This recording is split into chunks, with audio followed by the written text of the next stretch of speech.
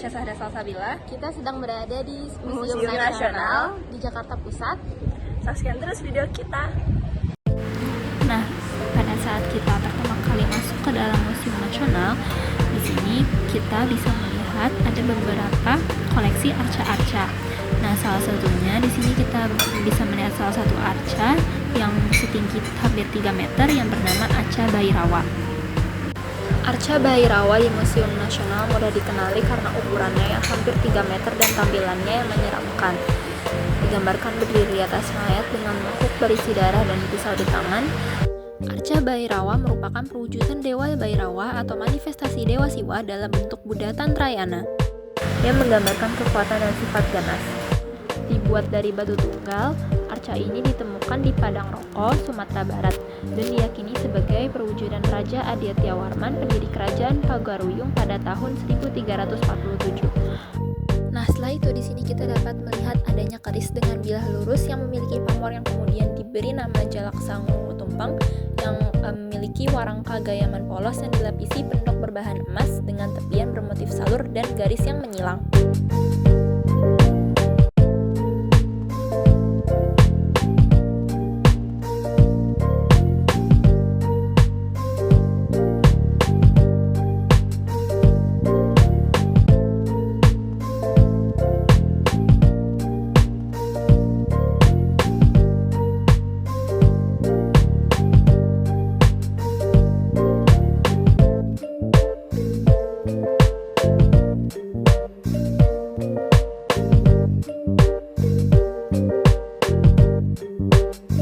Selanjutnya di sini kita bisa melihat ada atap tengkorak trinil yang mengungkapkan jejak awal evolusi manusia.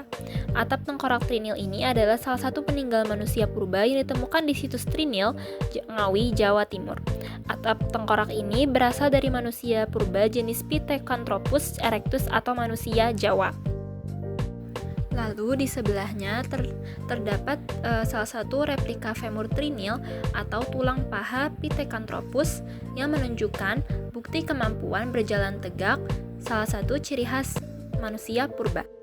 Lalu setelah itu di sini kita dapat melihat lukisan wajah suku bangsa atau Portrait Paintings of Ethnic Groups yang dibuat oleh R.M. Pirngedi pada tahun 1935 dengan wujud asli Les Peoples des Indes Nederlandesiërs masyarakat Hindia Belanda menampilkan 78 lukisan wajah-wajah suku bangsa di Nusantara.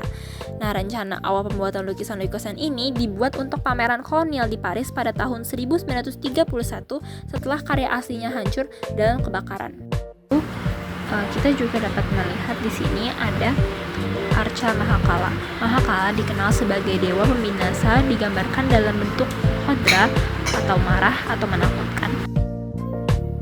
Nah, setelah dari Arca Mahakala di sini kita dapat melihat ada Arca Standing Ganesha atau Ganesha, dewa dalam agama Hindu yang dihormati sebagai penghapus rintangan dan pelindung seni, ilmu pengetahuan serta kecerdasan. Penampilannya yang khas dengan kepala gajah dan tubuh manusia yang gemuk mencerminkan kebijaksanaannya. Atribut simbolisnya seperti modaka dan tanduk yang terbelah mempresentasikan kesediaannya mengatasi tantangan demi kebaikan yang besar. Lalu di sini kita juga dapat melihat ada replika tengkorak dari Homo sapiens dan replika tengkorak dari Homo erectus.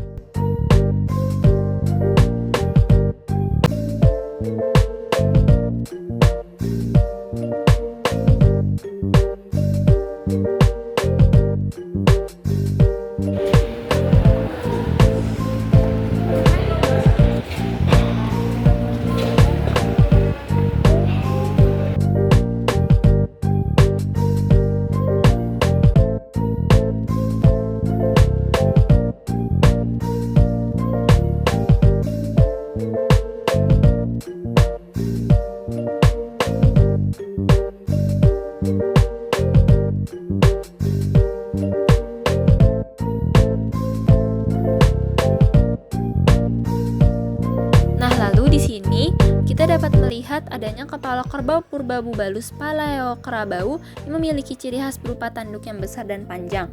Kerbau purba ini hidup di Indonesia pada kala Pleistosen Tengah.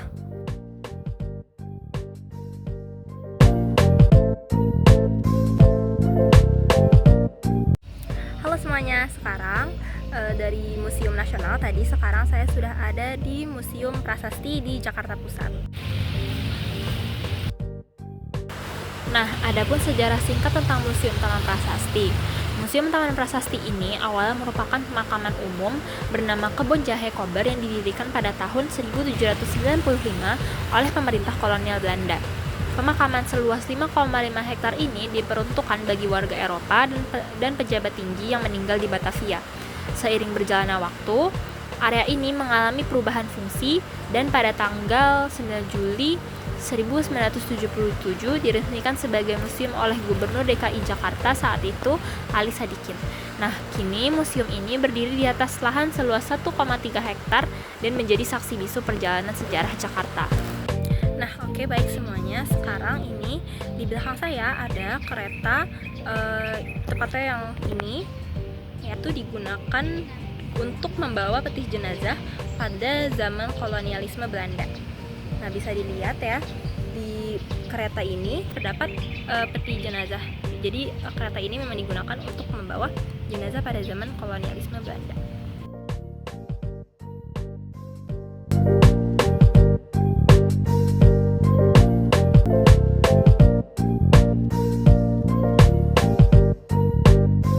Nah, lalu di sini kita dapat melihat salah satu patung yang cukup terkenal atau batu menangis.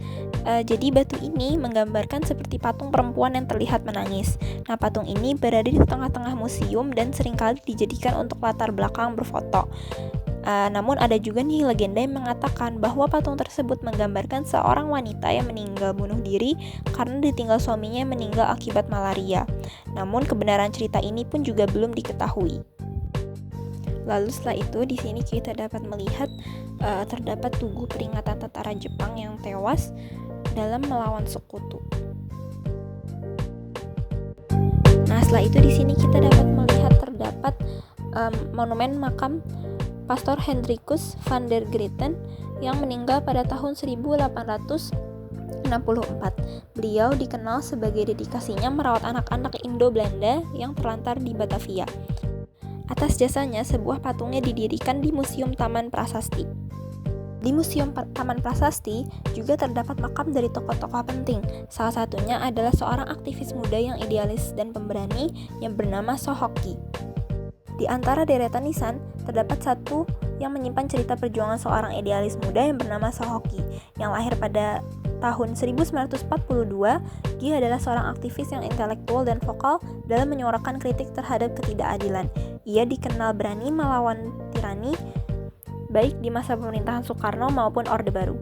Tidak hanya sebagai aktivis, Sohoki juga merupakan penulis yang tajam. Pemikirannya terdokumentasi dalam buku hariannya yang terkenal, Catatan Seorang Demonstran, yang hingga kini menjadi bacaan wajib bagi mereka yang mencari inspirasi, perjuangan, dan idealisme.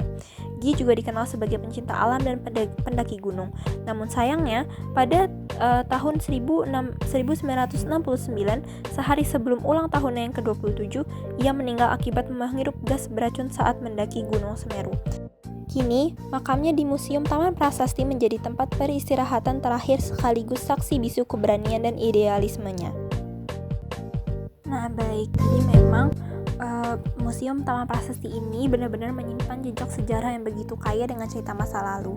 Melihat batu nisan kuno dengan ukiran-ukiran yang begitu detail, serta mendengar kisah-kisah di baliknya memberi kita perspektif baru tentang sejarah dan budaya yang pernah ada. Museum Taman Prasasti juga bukan hanya tempat yang bersejarah, tetapi juga karya seni yang tak lekang oleh waktu. Setiap sudutnya memiliki cerita yang unik dan menarik untuk digali.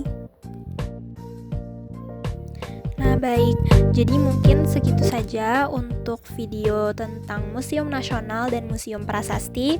Terima kasih sudah menonton, semoga bermanfaat. Wassalamualaikum warahmatullahi wabarakatuh.